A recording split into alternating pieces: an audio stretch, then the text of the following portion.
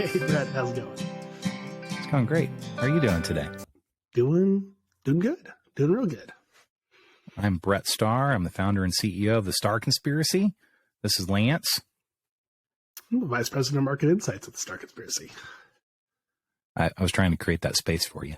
I was waiting for my great introduction. You know what? Next time I'm going to surprise you with a great introduction. This is our Work Leader Weekly podcast where we talk about all things employee experience. And when we talk about employee experience at the Starr Conspiracy, we're talking about employee experience in the context of the three domains of experience: employee experience, customer experience, and shareholder experience. We could go on and on about the relationship between those three, but each has multiple subdomains. And in our model at the Starr Conspiracy, employee experience is comprised of employer brand, recruitment marketing, candidate experience, work experience, and employee success. I'd love to, go on and on about especially the distinction between work experience and employee success. But I'm not going to do that today, because today we're going to be talking about trends in employee experience in 2023. That's next year, right? 2023. I hope so. God, I hope so. I'm so looking forward to 2023. Can I just say, have these been the hardest 3 years of your life? They've been tough. I think in some ways they've been really good, and in some ways they've been really, really difficult. And so I can think about earlier on in my career when I've had all these stresses, right around especially, the big recession in 2008. I think that was the last probably time that was even close to this, but this has been really extended too. It's been a long time. Yeah. And it's been kind of like a episode of White Lotus or something. It's like twists and turns, it's like, you never really know what's going to happen next. Yes. I try to keep an opportunity mindset. So I'm not going to stick on this for too long, but, I've sometimes described it like a horror movie where, you think you've vanquished the monster, and then, you're grabbing some water out of the refrigerator and you close the refrigerator door and there's like a jump scare or something like that. That's right. It's like when you think you get through the pandemic, and then you're like, okay, wow, we did that. That was awesome. And there were some great things that, some great experiences that we all shared. It was undeniably challenging. Yep. Some huge challenges for so many people around the world. And then you run smack dab into whatever this is in 2022. And you're like, well, I thought we killed the monster. And then here's a whole new version of it. It's like a sequel, but just different. And it's been a strange. I don't know exactly where we're at in that story. No, I don't either. But it puts to the forefront, what we're talking about today, which is employee experience in 2023, when so much has changed and continues to change. What we would have considered, employee experience in 2019 and the beginning of 2020, and how we all as pundits would have projected out, about the slow, grinding future of work, kind of slowly, inching closer to the horizon. And we used to say it a lot in 2021, the future of work just arrived on our doorstep, right? Yeah.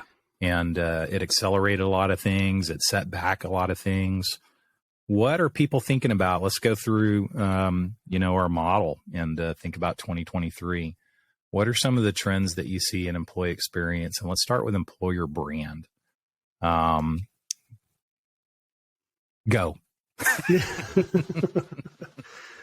Well, I think, kind of to maybe set a little bit higher, looking at Deloitte's CEO survey, one of the most popular, pieces of information we have that survey CEOs, and their top two concerns are inflation and workforce shortages. And so what does that mean for the employee experience? And I think what is really interesting is how that intersects with shareholder experience too. Too. So when you're looking at inflation and you're looking at workforce shortages, labor shortages, skill shortages, however you want to put it, it really puts organizations between a rock and a hard place. You're going to have a lot of organizations that are going to have to make some really tough decisions, I think, in 2023. A lot of them have made some tough decisions in 2022, as we talked about last week. So, I think those are going to continue just because the workforce shortages aren't going away. I mean, I think they reported today that inflation has slowed, but it's still, 7% year over year? Yeah. So that's still pretty significant. And so, I think when you're looking at, when I'm looking at 2023, I'm kind of looking at those two things as sort of okay, what does that sort of inflection point mean for organizations across all of employee experience? And on the employer brand side of things, workforce shortages are going to continue unless you've got just an unbeatable employer brand that can continue to just hire in spite of all of those challenges, right? So, well, can I just stop you for a minute, Lance? Yeah. I just have to stop you because you said something that was it's so interesting. Inflation is high, and the biggest concern along with inflation is workforce shortage. How strange is that? It's the weirdest thing. It is, right? Yeah. And so what, for, people who haven't, been through a significant downturn, like the one that we're either in right now or appears on the horizon or whatever, usually, periods of high inflation and economic downturn and all that stuff are accompanied by high periods of unemployment, which makes, that dynamic really different. I mean, in times like these, typically, your biggest concern are, in that CEO survey, for instance, would be more like business drivers, more shareholder experience stuff. Yep. But to have to balance that and the uncertainty of the economy with the need to not just retain, but also attract employees in a tight labor market. I mean, that's got to be, I don't want to say unprecedented, but it is definitely a weird situation. We've never seen anything like that, at least in a modern context, right? I think we can say unprecedented. It's incredibly bizarre. And, the workforce, labor shortages are driven by, lots of things that are structural. We had a ton of people died from COVID. That took out a bunch of people, had a bunch of people leave the workforce voluntarily. You have long COVID that's affecting people's availability. And we don't have the population to support it. Immigration slowed. All these things have just created this very, I want to live in precedented times, Brett. I don't want to live in unprecedented times. This is just the weirdest time to be. And so as a business owner, there's a lot of tough decisions still coming. I'd love to just give a bunch of hope about this is going to get easier, but none of the projections are going that direction. And it's like you said, it's a weird thing because usually you've been able to make really simple trade-offs. It's okay, we'll be able to hire people back if we let them go. It's that doesn't look like that's going to be the case. If you let a person go or a person leaves your organization, it's going to be really hard to backfill. And that's going to be probably the case for all of the next year. Well, that puts if you just think about, so we're going to get to employer brand, I promise, but a lot of the traditional things that people would look at times like these, like furloughs and stuff like that, those options, to your point, are kind of off the table because if you expect to interrupt the employment experience of someone because, that's what you feel like you have to do because of economic uncertainty or whatever, and you expect those folks are going to hang around and come back. That's just not on the table right now. Yeah. So do you think so now we've got to go back, not just over 2022, but go, in my mind, all the way back to the beginning of the pandemic in order to project forward into 2023 around employer brand.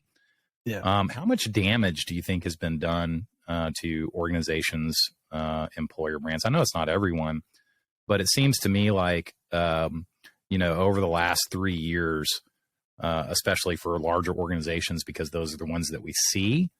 But also in smaller organizations that we don't see, all this volatility has created some really unique challenges when it comes to employer brand, which let's break down what employer brand is. Like if you just want to get really metrics driven about it, employer brand can be broken down into recognition, functional association, and attributes. So do people know that you have jobs for them? That's just recognition, right? Do they know what kind of jobs that you have to offer, right? And so there's a lot of organizations who, are known to be big employers.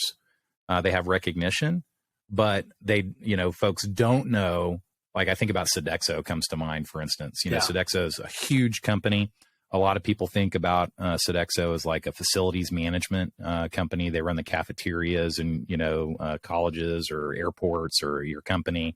They do facilities management, change light bulbs, provide janitorial staff, stuff like that. But the reality is the type of jobs that they have is across the entire spectrum. I mean, they've got programming jobs. They've got, like all kinds of jobs. Everything. So that, do they know what kind of jobs you have? And then attributes. Do they know what it would be like to work for your company, right? So those are the three components of employer brand. I feel like a lot of organizations have experienced significant tension, to say the least, around their employer brand. Yeah. When you see a big layoff in the news, for instance, as we're seeing a lot of right now, that may create the perception that those companies are not also hiring, which is usually not true, right? Yeah. And then what type of jobs are they hiring for? And then what's it like to work there? And there's just high profile situation after high profile situation where it would appear in the public eye that it must really suck to work for Twitter. It must really suck to work for Tesla. What other companies are run by Elon Musk? It must really suck to work for companies run by Elon Musk. But, that's just an extraordinary example because companies of all sizes and all industries, many of them have damaged, their employer brand, whether they know it or not. And so what does that look like in 2023, and how important is employer brand to meeting some of the objectives that businesses are going to have? Yeah, I mean, that's a big question. I mean, the thing that I really, really, truly believe is that the divide between the haves and the have-nots on employer brand has never been wider. Like the good employers, the ones that just continue to just plow resources into their employees, support their employees, demonstrate good market leadership, are just winning.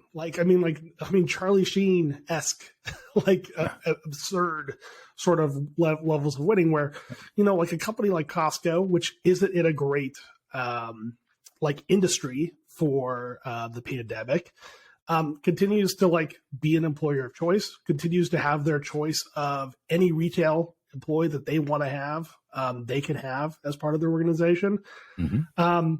And I think the have-nots have made their lives really difficult, and have sort of expanded the challenge to the point where, I was reading an article today from I think Employee Benefits News, and they were talking about just how pay transparency makes your recruiting costs go down.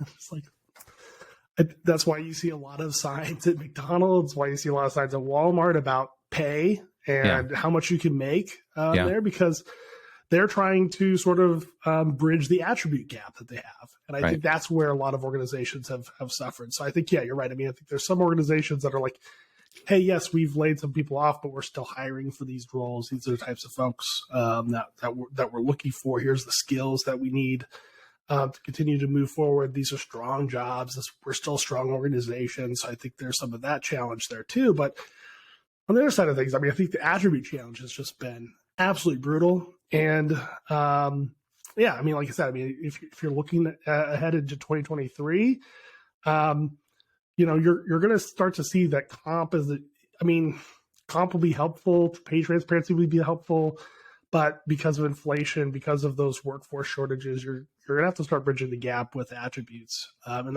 those attributes, I think one of the things that you talked about on the customer experience side with Steve, I think last week was, it has to be authentic too. It has to be real. So you can't make promises, especially in employment, that you can't keep. So that's going to be, I think, goal number one for a lot of organizations in 2023. I don't know what you think.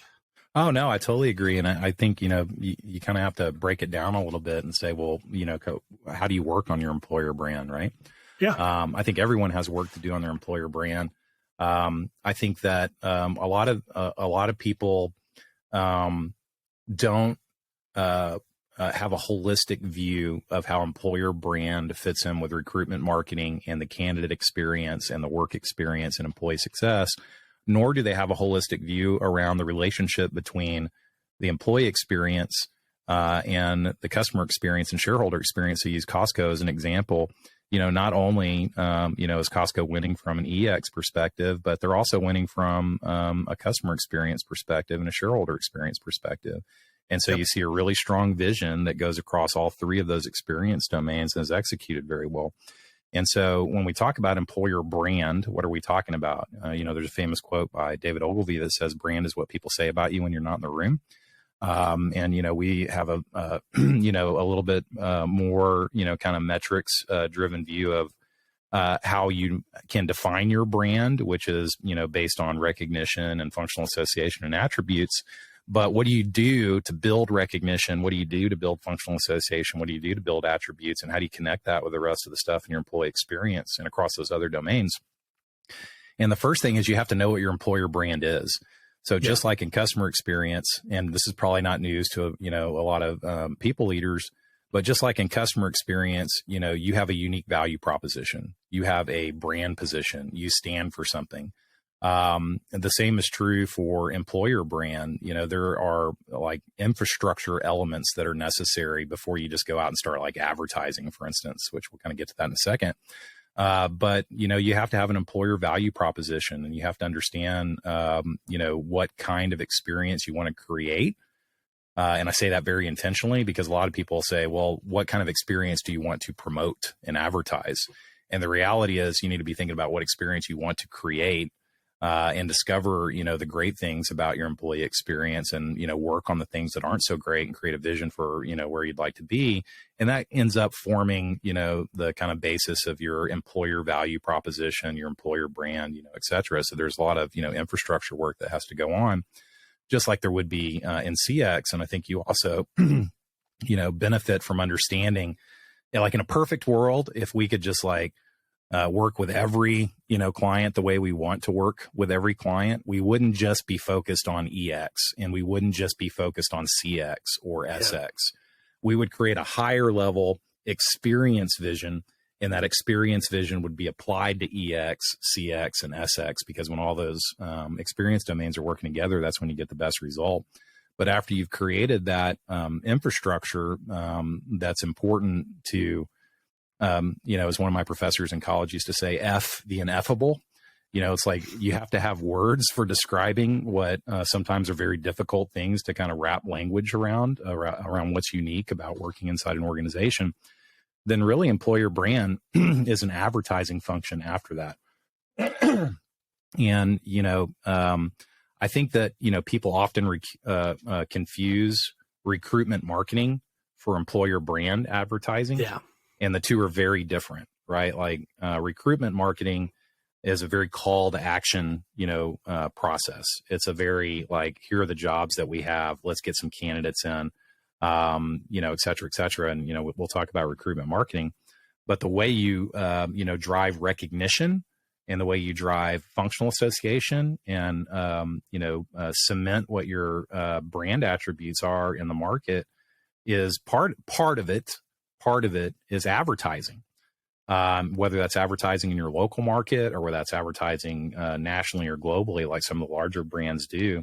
That advertising is very important, and it has to be in line with what the actual employee experience can be or is actually like, knowing that all organizations, have things to work on.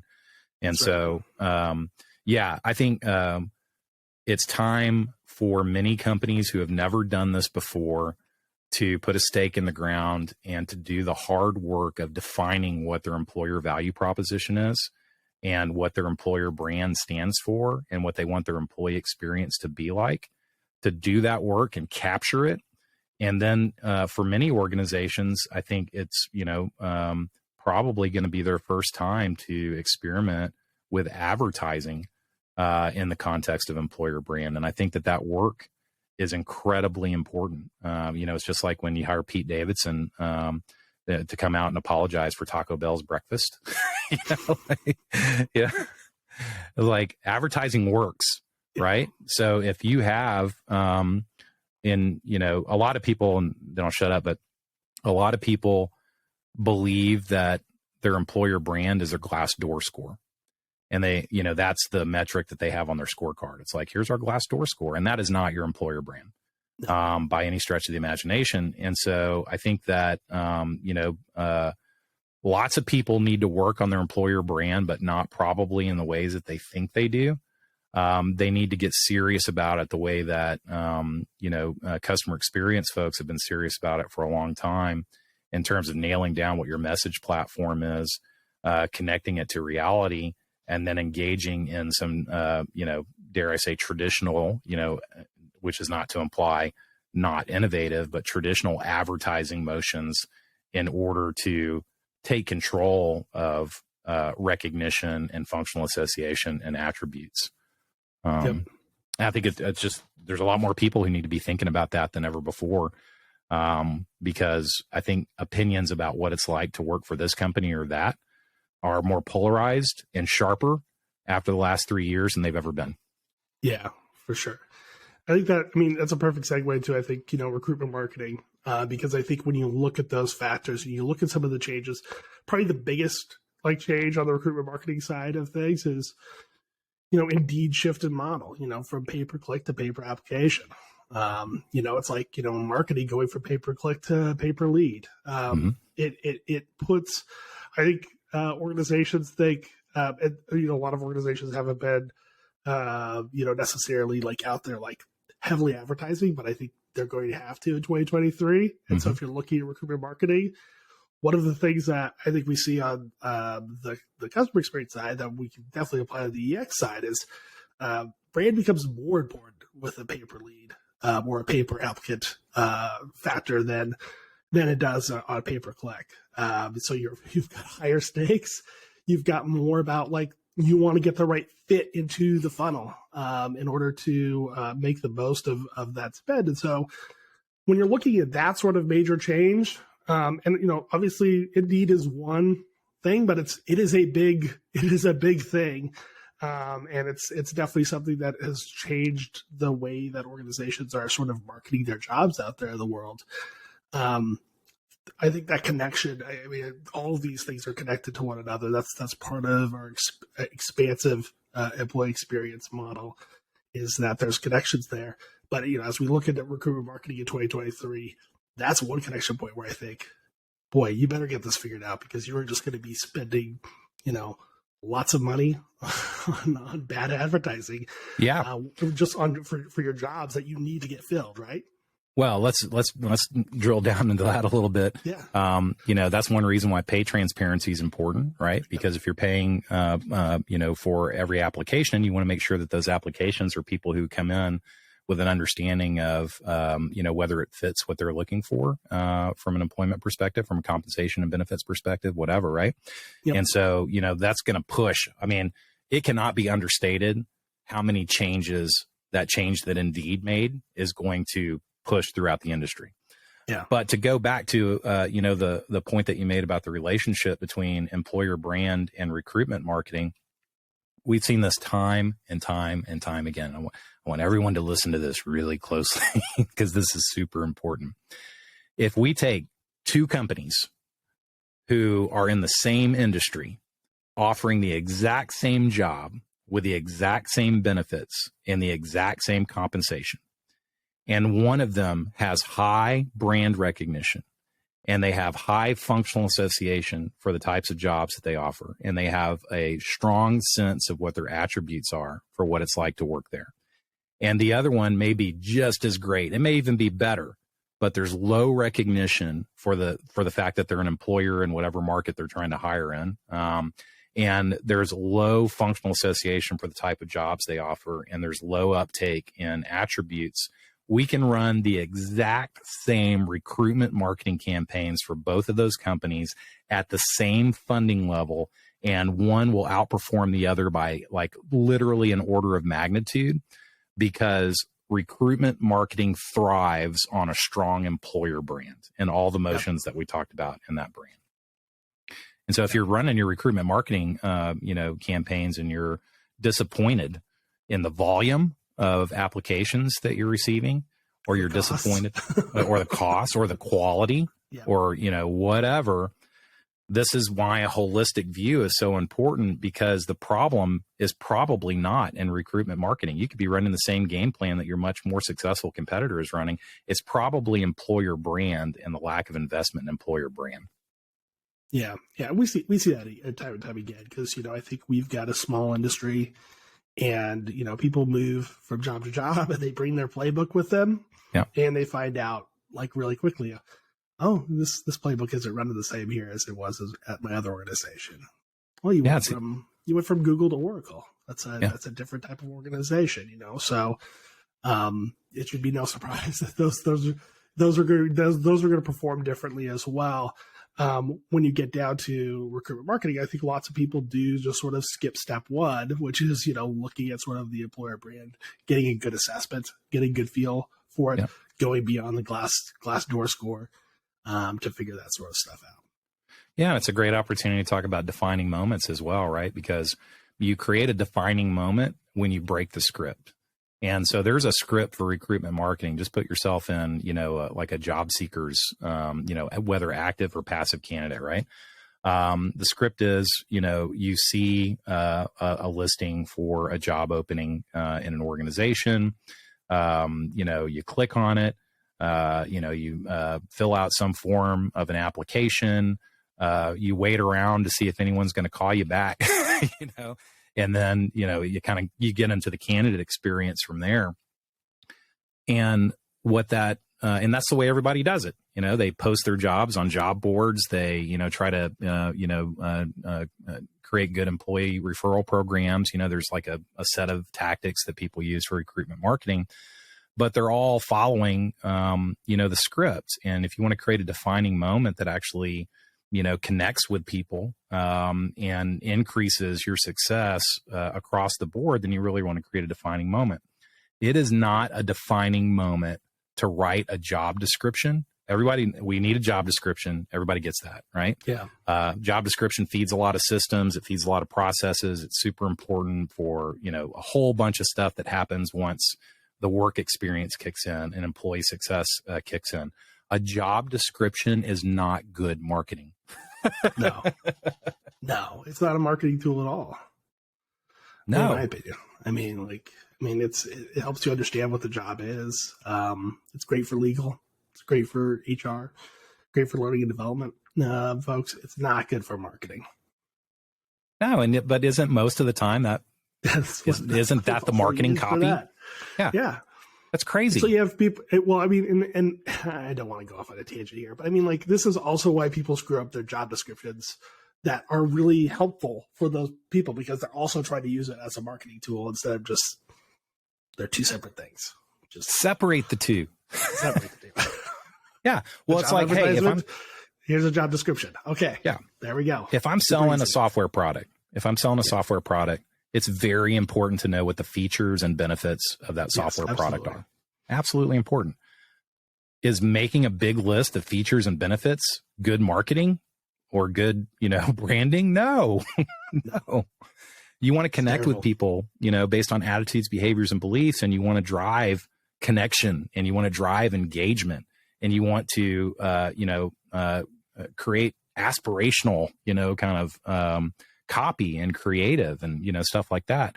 And, that is not the job description. That's just it's not good recruitment marketing. So why, Lance, why is this? When an HR person if an HR person walks in to an executive meeting and says, you know what, we need to work on our employer brand and we need to work on recruitment marketing And we need to be more visionary. We need to, be more aspirational. We need to, et cetera, et cetera. What are they going to hear? And, what resources do they have at their disposal to make that happen? Yeah. They have to have like just pure advertising. Like you said, that sort of spend is helpful. I think I'm just going to throw this out there because it's important as part of our model is that you have those, I talked about Costco. If you pull Costco's, jobs, they've just got job descriptions on there. And like, they could probably do a better job if they actually wrote like, actual job advertisements for their things. But that's because the power of their brand is so the power of their big brand. That it's so big, it doesn't matter. Yeah. They could put whatever they want out there. They're like, I want to work there. I don't care. Yeah. Put me on the floor, put me in a cashier role. Yeah. The job description. Yeah. Stand, whatever. It doesn't matter. I lift 50 pounds. Okay, fine. Whatever. Like I will just work there. And people like have to understand that that's not because, I think Costco is objectively like a better job than a lot of retail jobs out there. I don't think it's the best retail job in the world, but I think lots of organizations have just done a really poor job of talking up their employer brand or investing there. And so, they never get that opportunity to even talk to those folks. And so you've got to, especially if you're establishing an employer brand or you're building something, you have to give yourself every opportunity. So recruitment marketing, actually writing compelling job advertisements is going to help you sort of, again, close that gap that you're going to have going out to the workforce and trying to recruit people to your organization. And is recruitment marketing only job posting? Isn't that like what most, like when people think about recruitment marketing, there's this whole like other market of like, almost like, talent relationship management solutions, for instance, that have more of like a nurturing capability and all that stuff. But when most people are thinking about paid media and promoting open jobs, aren't they mostly just thinking about job posting? Yeah. There's definitely solutions out there that will, CRM tools that will go out there. You have very capable recruiters that are on, LinkedIn and other social platforms, looking to create relationships with talented folks and do a great job there. A lot of that is still very tactical, very sniperish, sort of thing, which could be super useful. And I think when we get to the candidate experience, I think we cover some of why that works there and some of the shortcomings that's overcoming, there. So, but back to this point of like, okay, the HR person says we need to work on our employer brand. We need to work on recruitment marketing. How many HR departments do you know that have a marketing team? Yeah, a lot of them are depending on, employer brand agencies. Even the ones that are doing it, what I think is right, they don't have those internal capabilities, or they're depending on their own internal marketing resources to drive that, which it's usually secondary. Honestly, like it's a big gap between first and second. Yeah. And I think, ideally, you would want an experience management approach, right? Where the same people who are thinking about your customer experience, your brand, your marketing, your sales, your product experience, your customer success motion are the same, people, or at least they, drink the same wine from different cups around your employer brand, recruitment, marketing, candidate experience, work experience, employee success. That's not the case. No one has really an internal, HR marketing, function or employee experience marketing function. Most organizations who are reliant upon their internal marketing resources, they just never get the attention that they need. But, I also, and I hate to say this out loud, most employer brand agencies kind of suck. It's like, this is not a commercial for the Starr Conspiracy, but, there used to be this pecking order that no one really talks about anymore, but it's like, if you want to work in the agency world, the best agencies to work for are B2C agencies. You really want to work with consumer brands. And then there was this notion that if you work for a B2B agency, that's like not as great as working for a B2C agency. Now that has changed over time, right? Because tech has moved to the forefront. It's just as exciting to say that you work with Lyft or Headspace, which in a B2B context, or Oracle or Salesforce, as it is to say I work with Amazon or whatever. And but there's also been this creative tension between then employer brand agencies as being like even a tier below like B2B agencies. And I don't believe that. I believe that there are amazing, talented people inside those agencies, but I believe that those agencies have not changed their approach. Like B2B is slow compared to B2C in terms of adopting new approaches and changes and everything. That's nothing compared to like employer brand agencies and recruitment marketing agencies. They're even behind this kind of like logical perception of like B2B versus like B2C. And so and by the way, when you go and hire that employer brand agency, they're not connected to the CX folks or the like the consumer agency. Definitely. Or the like whatever, right? And so you tend to end up with this dissonance between the employee experience and the customer experience. And so it's like I don't know where I'm going with this other than to just express that I feel bad for like, because I know you have met the most progressive people leaders in the world. Yeah. And they get everything that we're talking about. Like they've taught us a lot of the stuff that we're talking about. They get the need for a great employer brand. They get the need for great recruitment marketing. But their ability to get the resources that they need and the level of, just holistic attachment to, kind of other initiatives that may be viewed as marketing initiatives inside the organization it's pretty tough.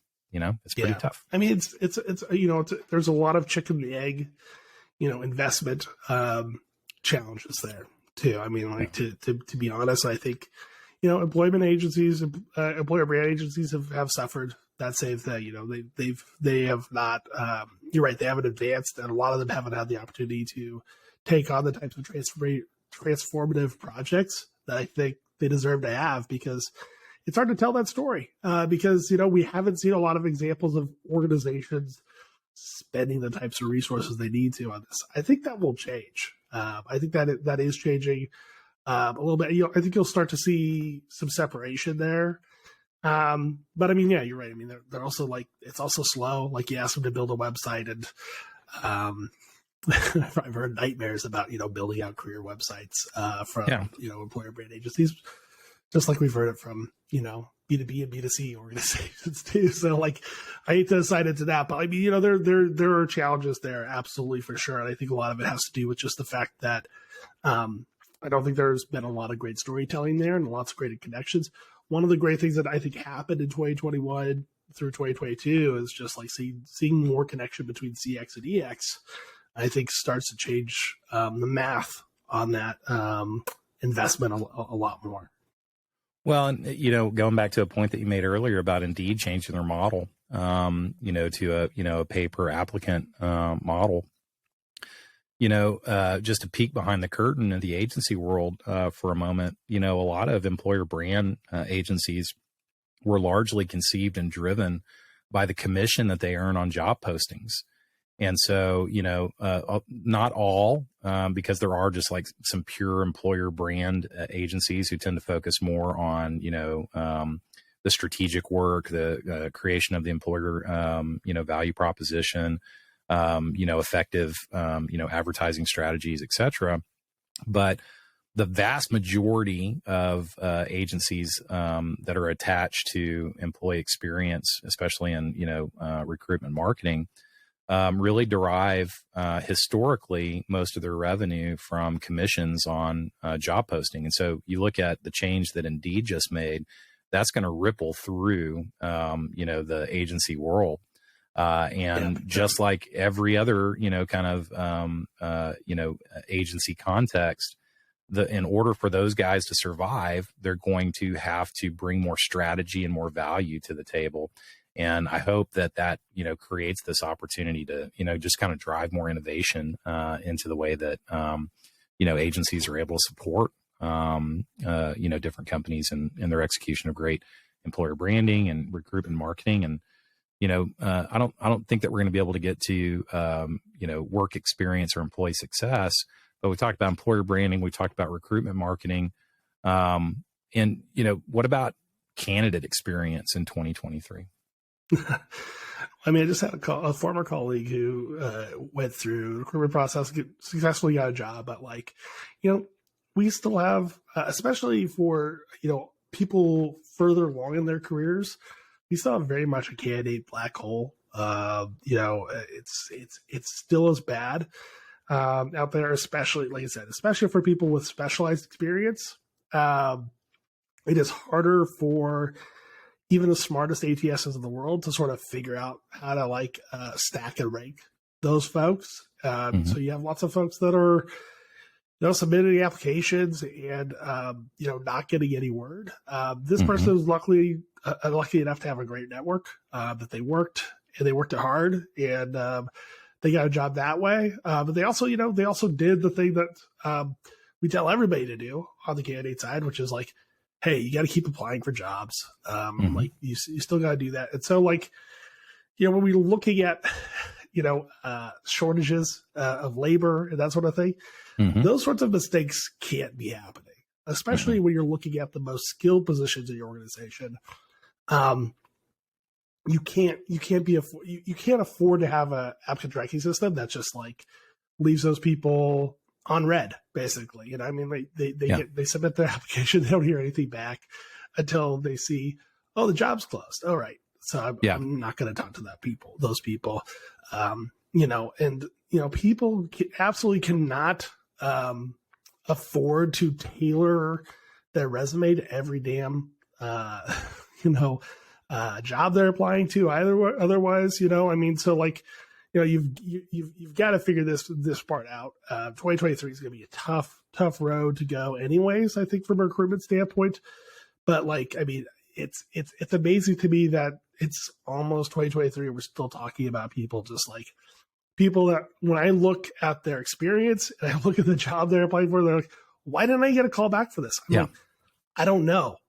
Because like, it's not even that you were even over like experience. Like some people have said, like, you know, that overqualified as far as, you know, reasons not to, I mean, like you seem to be right in the wheelhouse of what these guys were looking for.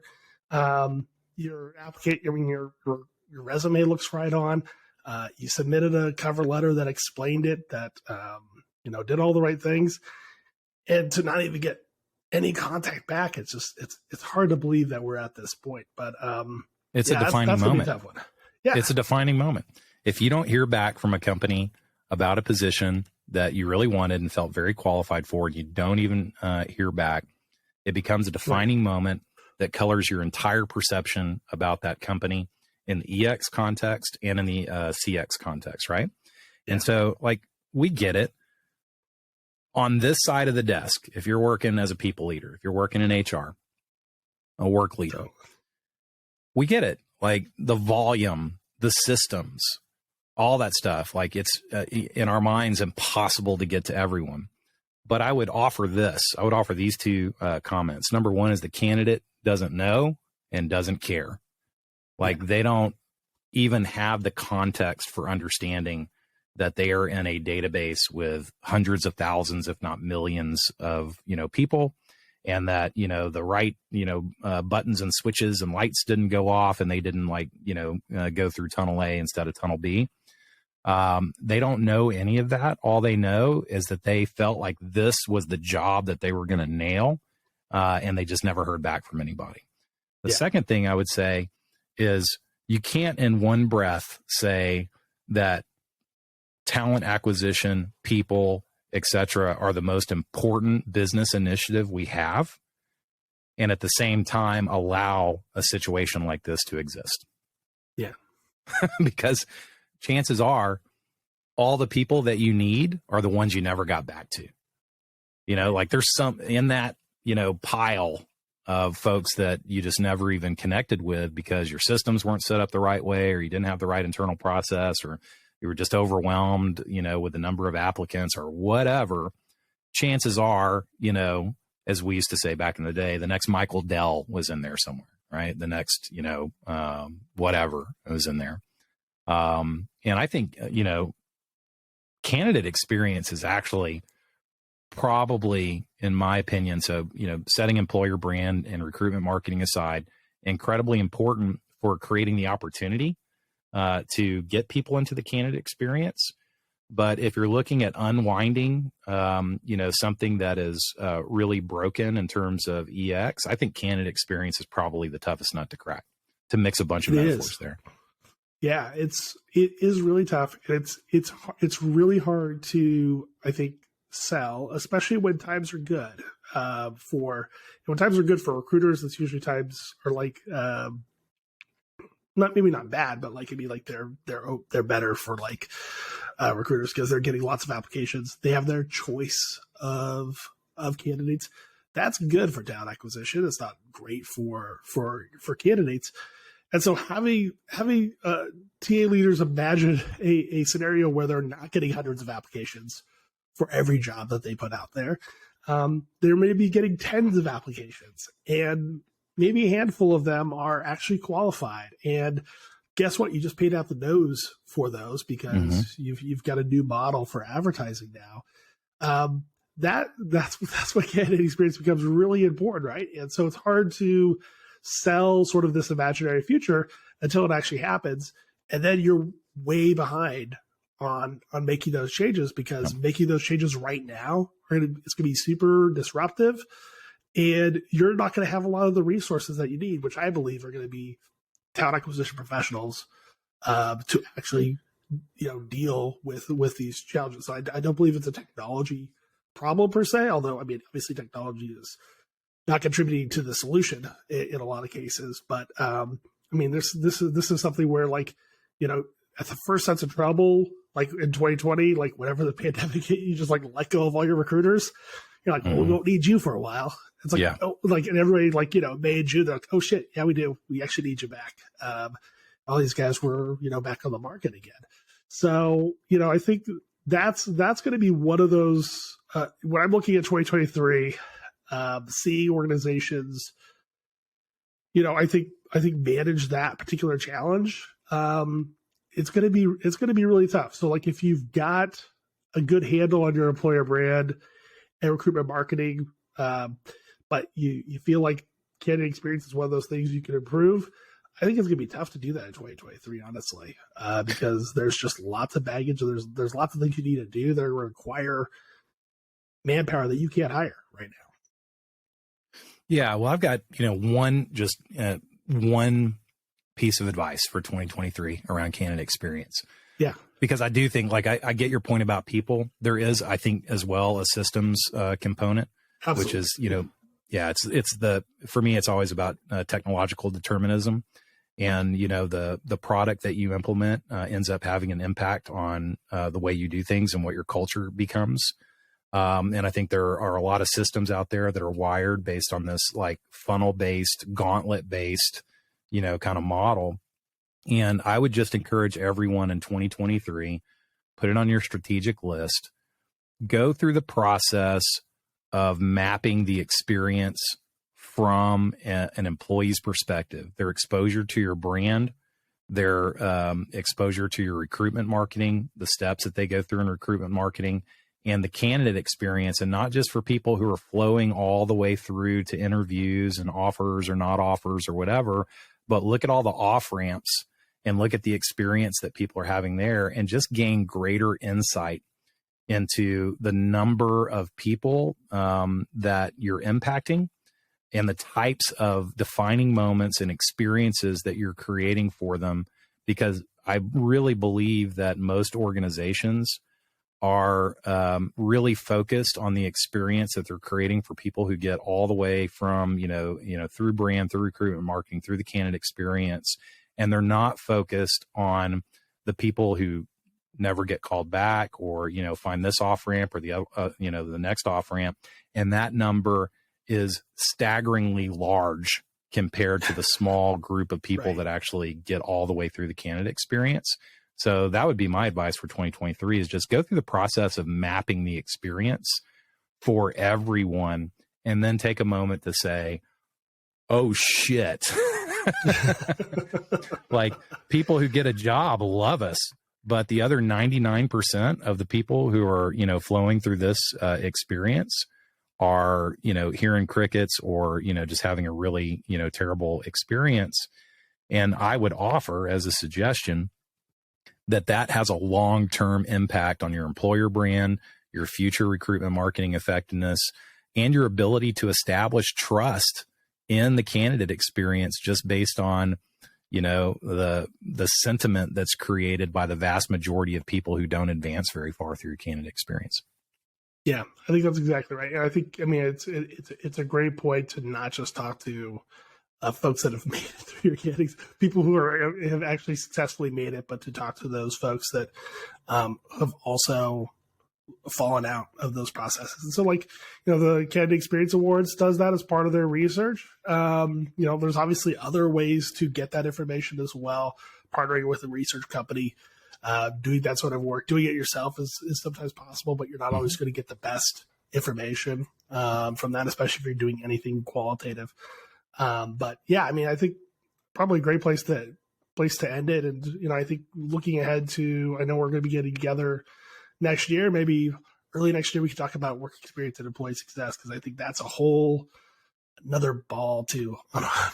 Yeah, I agree. Sure. Well, this is a topic we should probably talk about a lot next year across all of these areas. Happy holidays, Lance. Happy holidays to everyone who's out there in TV land and radio land listening to us. And wish you all the best. It was a hell of a year in 2022. Bring on 2023. I'm really looking forward to it. Let's do it. Catch you next time.